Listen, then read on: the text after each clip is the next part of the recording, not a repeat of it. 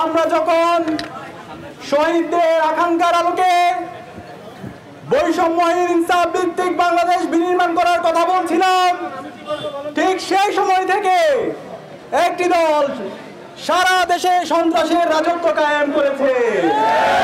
সে দল সকাল বিকাল সন্ধ্যা নিজেদেরকে প্রকাশ্য দল হিসেবে দাবি করে।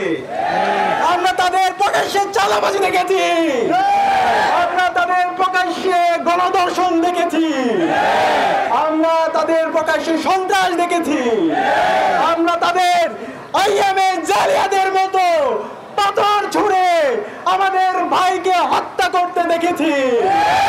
প্রিয় সংগ্রামী জনতা, আপনারা জানেন 2006 সালের 19 অক্টোবর হাসিনার পান্নারা, আওয়ামী লীগ এবং লাল সন্ত্রাসীরা আমাদের ভাইদেরকে দিনে দুপুরে হত্যা করে নিত্য করে তারা ক্ষমতা এসেছিল।